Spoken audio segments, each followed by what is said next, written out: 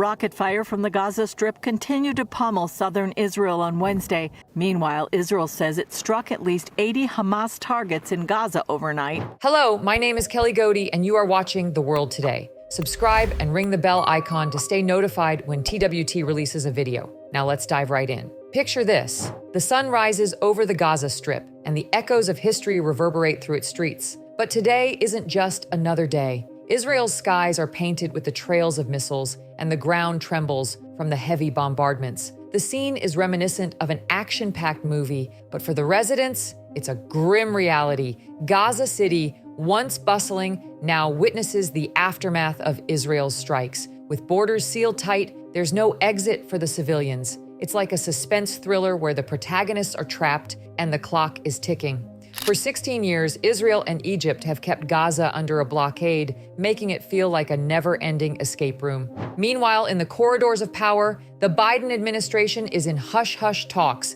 Their mission? To carve out a safe passage for civilians. It's like a scene from an espionage film with backdoor negotiations and covert operations, but the plot thickens. And before continue the plot, I remind you to like and subscribe if you haven't already.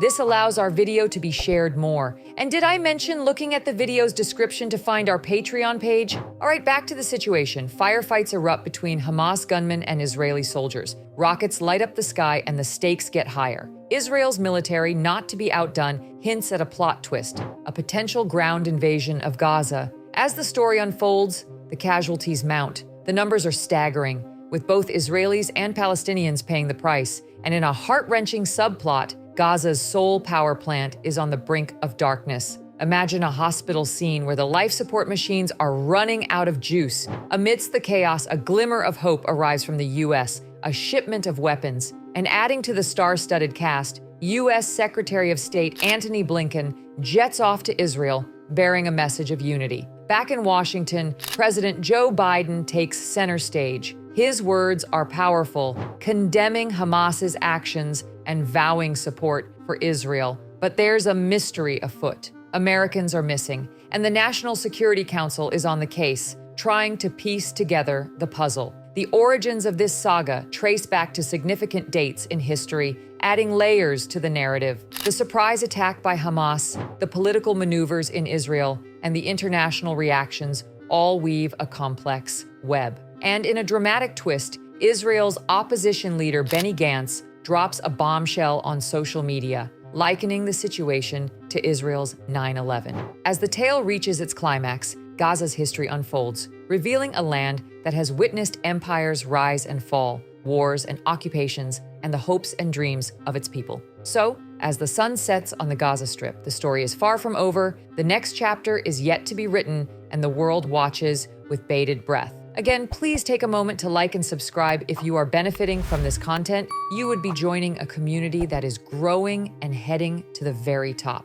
Now, in a world where tweets can spark international incidents, Natsif Yilmaz, a high-ranking figure in Turkey's Ministry of National Education, took to X with a chilling message for Israel's Prime Minister Benjamin Netanyahu. One day, they might target you too. Your end is near. This fiery comment was in reaction to a video Netanyahu posted, showcasing Israeli military airstrikes on the Gaza Strip. The digital world was abuzz. Meanwhile, Turkey's charismatic leader, President Tayyip Erdogan, didn't hold back either. He voiced his apprehension about the U.S.'s recent move, positioning a carrier strike group near Israel amidst the escalating tensions with Hamas.